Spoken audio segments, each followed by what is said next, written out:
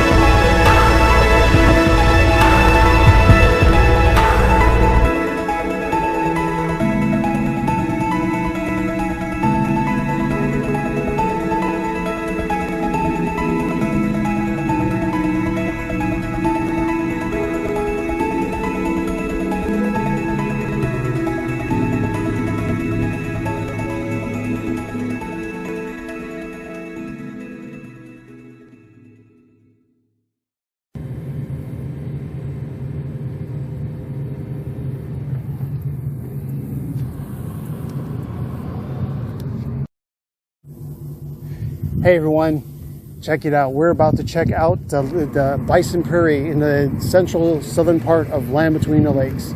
Life in the Elkin Bison Prairie. What will you discover? Take a journey through the Elkin Bison Prairie with us and discover the sights and sounds of the Tallgrass Prairie, one of North America's most diverse habitats. A large number of native plant and animal species call these grasslands home. Look and listen for signs for life as you'll explore the prairie. Hopefully we'll see prairie warblers, wild turkeys, bull elks, purple coneflowers, black-eyed Susans, blazing stars, plains caropsis, and there's more. Blue grosbeaks, monarch and butterfly milkweed, and bison and calves. Stay along, guys, and let's see if we can get you some nice images of this wonderful conservation area.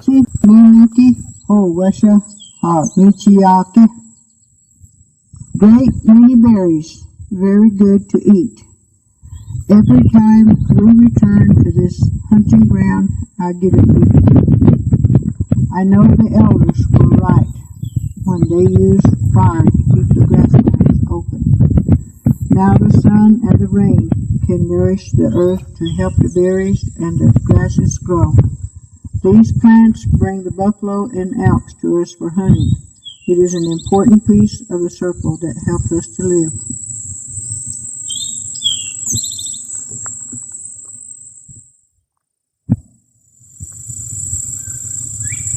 I never could have thought that me, Moses McWaters, me wife and me boys would be seeing such a sight after crossing this beautiful water. The fields and the trees, and I never saw so many animals running about. I can see that me musket, axe and oxen are all we're going to need to carve our homestead in this bountiful land.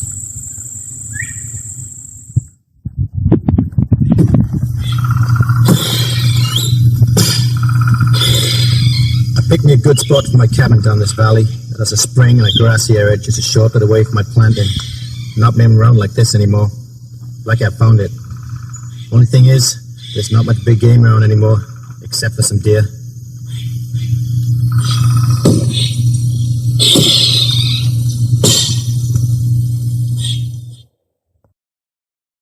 Hey everyone, how is everyone doing today? I hope everyone's having a good time with us today. We're getting a lot of interesting historical facts here. We're at Land Between the Lakes, and we're actually checking out the 1850s working farm. And in a little while, you can see my sister behind me. She's kind of trying to hide. We're going to actually go ahead and have her do a little piece on the information about this farm. And I think you guys will find it as interesting as we have. But right now we're going to try and get some more footage for you guys. And I think you guys are going to like it. It's really quite interesting. We talked to a couple of the reenactors here. And it's a hard life, they say. So we'll get back to you guys in a little bit. Hold on.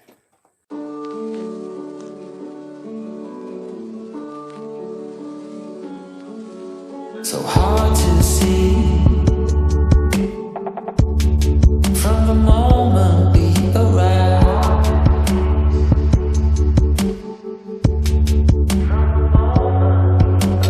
Cornelia,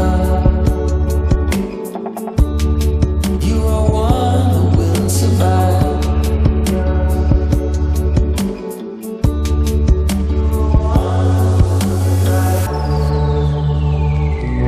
Don't mean a thing, what shape or form that you're in. The place you're from, your wealth, or the color of your skin. When all you have burns to the sky, it's all too late, and you wonder why. Cornelia, Cornelia.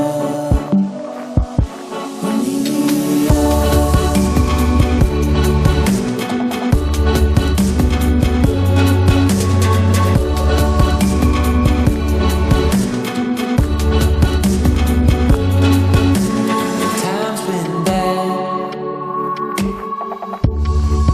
You put smiles on everyone.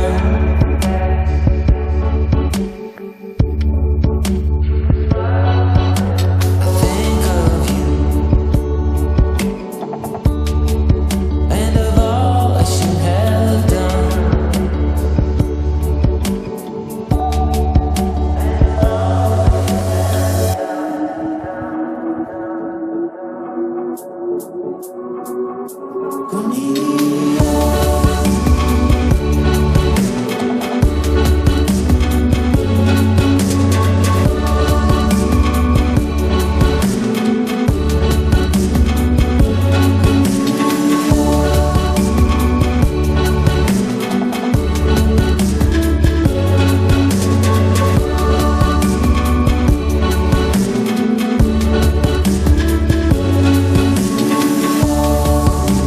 Come on, John. Don't mean a thing, what shape or form that you're in.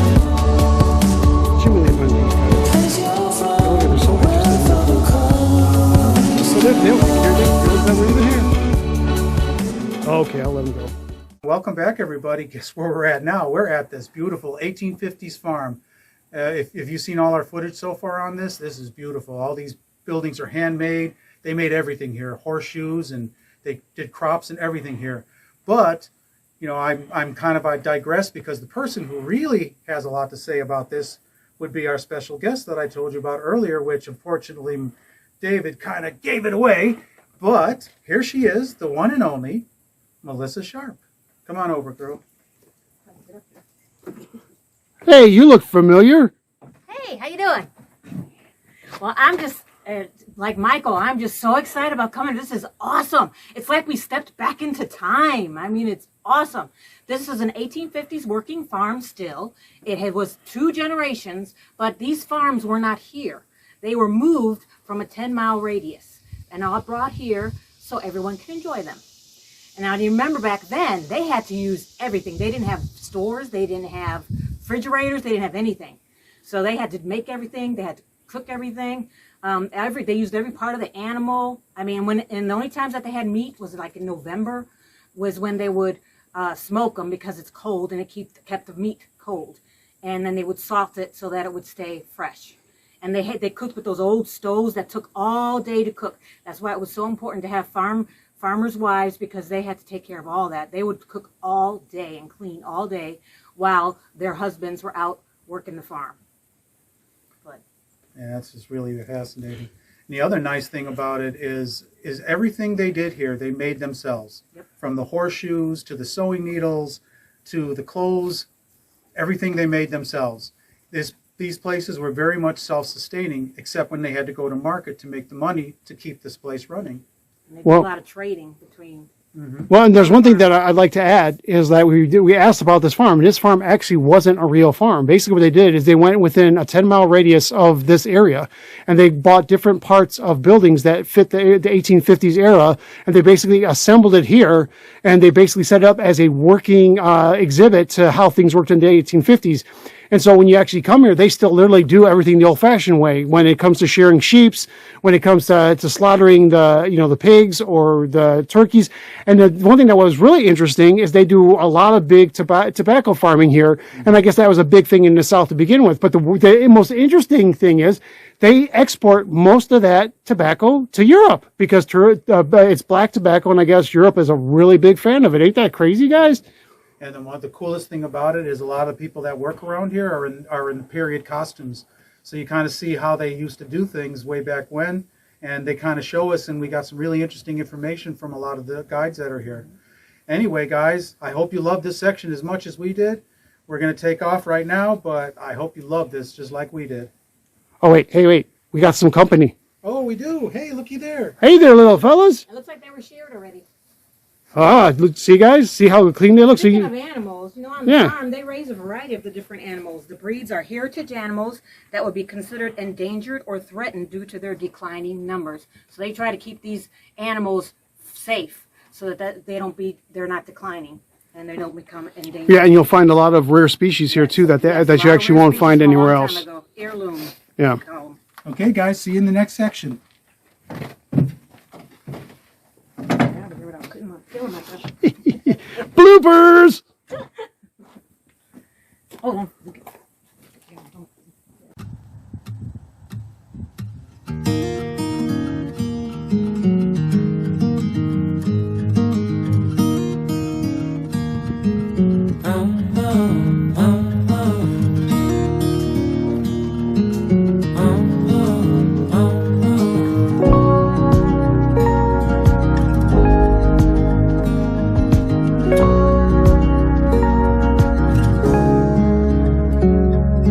I've been acting like a wild man, sleeping like a child. You're so luminous and vibrant. I'm always in bloom for you. Always in bloom. Always in bloom for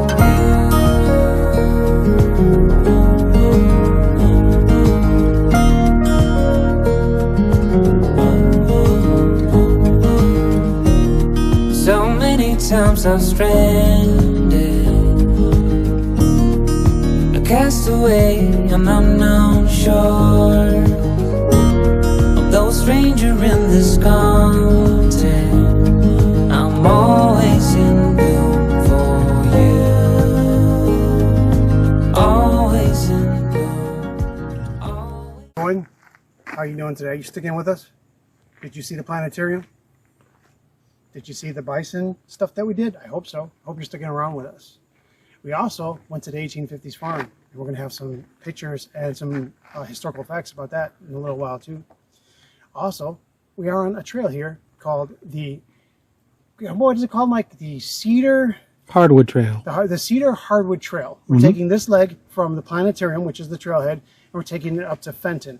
So far, it's got a lot of technicalities in the trail, so we're going up a lot and down a lot. It's pretty well graveled, so the nice thing about this trail is if you're a biker, you can actually come over with your bike. At the same time, it's good for hikers. So just keep that in mind. If you have, like, I wouldn't recommend a road bike, and you could take a mountain bike here if you want, but that would be kind of overkill. It looks like you could even take a hybrid bike up here. What do you think, Mike? Probably. Yeah, it's hard packed, guys. If you take a look at it, it's hard packed, so it's not going to be hard for anyone to actually come up here and enjoy it. And it's just gradual hills.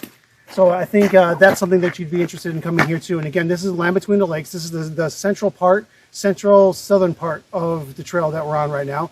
And remember, guys, stay tuned because we're still going to be doing part 3. We'll see you guys in a little bit.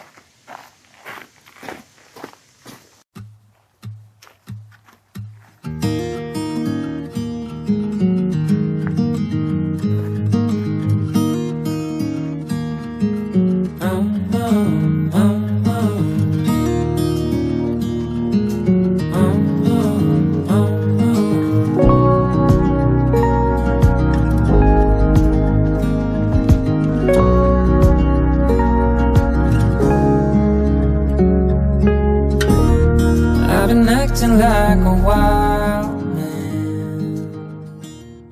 Hey everyone, I hope you stuck around for the show, and I hope you enjoyed joining us on this second part of Land Between the Lakes. It was actually quite nice. I had an extra visitor this time. I had my sister Melissa, which you guys are all familiar with from when we did Donaldson. It was great having her again, and also my brother Mike, of course. It's always good having him along as well. And most of all, it's awesome when you guys join us and stick around for the whole program. So this time we did the central southern part of the park, and it was actually really a lot going on there. We checked out the planetarium and the visitor center, both very nice. And if you guys want to check out some of the movies that they have there for the planetarium, it's like $7 per adult person and $4.50 for children. It was actually really cool. We just had so much to do. We didn't get a chance to actually go watch any cool movies. And they have a schedule posted there of all the movies. And then they also do like rock and roll laser shows and stuff like that, which is really cool. So if you're into that kind of stuff. And the visitor center is a huge building, and I think we got some pictures of it for you guys. It had like a whole history of the Herndon area and the Land Between the Lakes area and parts of Tennessee. It was actually really quite interesting. I tried to get a lot of pictures for that too, so you guys can check it out in case you can't get to Kentucky, but you want to see some of the history. It's really cool. Also, we got a chance to go to the 1850s Home Place Farm, and that was really cool. And this farm is not the original farm that was there. They basically took period correct buildings from farms in the area and brought them all over to Land Between the Lakes to set up this living exhibit. And I'll tell you, the living exhibit is really nice. It's set up like a working farm. You go there, you got sheep and hen and goats running around. You have volunteers telling you about the history. We got to check out the blacksmith shop, the shearing shed, the houses, the way they lived back then, and the way they were set up in like individual little rooms for airflow, which is great, except when it's cold. It was really cool. I think if you guys really do get a chance, it's definitely worth the $7 to go check it out. And I didn't get a chance to get the name of the volunteers from either the visitor center at the home place or the volunteers that were actually at the farm. But if you guys are watching this, you guys are awesome, and thank you for the information. And it's always nice to learn something new, especially in the history, from the history books, I should say. It was excellent. You guys should check it out. And also that exhibit is available all the way to the beginning of November. They're also getting ready to do a holiday show there. They're not sure what they're going to do yet.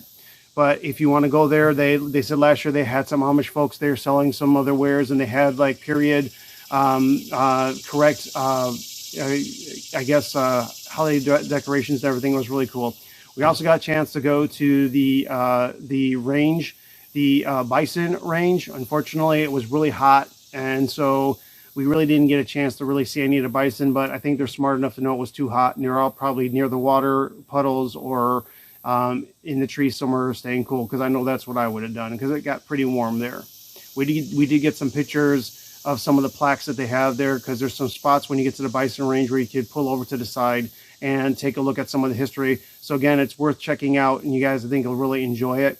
We also got a chance to go on one of the trails The trail wasn't that great, but you know, it was, you know, we're trying to do the trails anyway to see what they are, but we did it and it was fun. And it was kind of, the nice thing is if you like technical trails where there's a lot of like varying terrain, you'd probably like it a lot. Got to be careful though.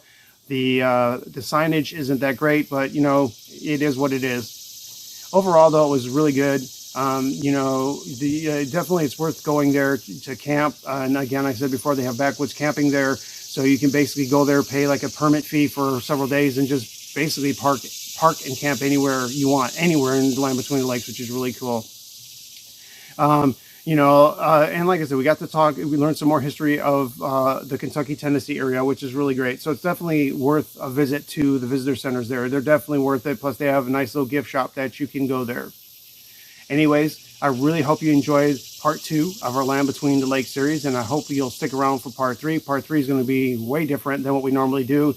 Not sure when we're going to get it done yet. It's just going to be a little bit more financial. We have to get some cabins and stuff like that, because one of the things that we haven't done yet for you guys is that we're always talking about cabins, and we haven't had a chance to actually rent any of the cabins. So they do have cabins there.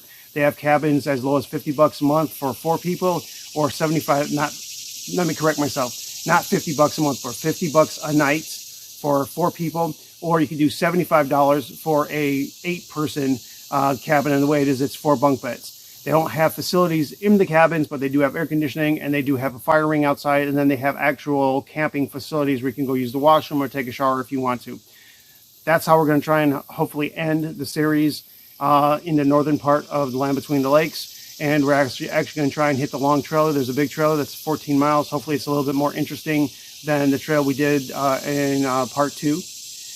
As always, thank you guys for joining us. And if you enjoy our stuff, but you're not big on subscribing, that's great. If you just want to help once in a while, head over to newimagestore.com. That's our web store that has our gear, our clothing and stuff. And it does help us. It helps us finance these trips. So check it out. And you spell it NUIMAGE store.com, all one word, and check out our stuff. Also, you can also subscribe, like, and comment. That helps us with YouTube. We're at 28 subscribers now. Thank you for the 28 folks that actually have subscribed, and I appreciate it. We are shooting for 100 so that we can turn New Image Productions into its own YouTube channel, which will make it easier for you guys to find us. So, hey, you know, comment, you know, tell us what you think of what we're doing. If there's something you'd like to see us, or there's a park that we've missed that you'd like to have us check out, that would be awesome. We're going to try and go finish up Donaldson. We're going to try and finish up the last part of Land Between the Lakes. And also I want to go do Dunbar Cave and the Mammoth Caves before we're done with the season. So hopefully finances and scheduling and everything will work out so we can do it for you guys. As usual, God bless. Stay hydrated, stay safe, and I'll see you all in the next Campground of America. Bye.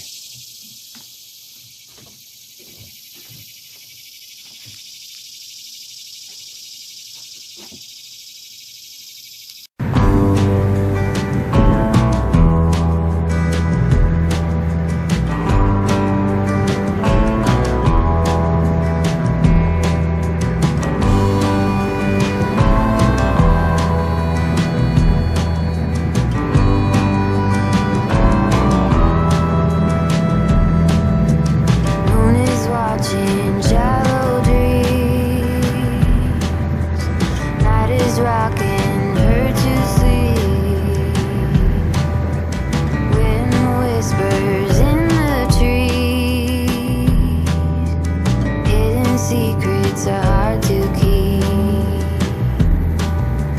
Sunset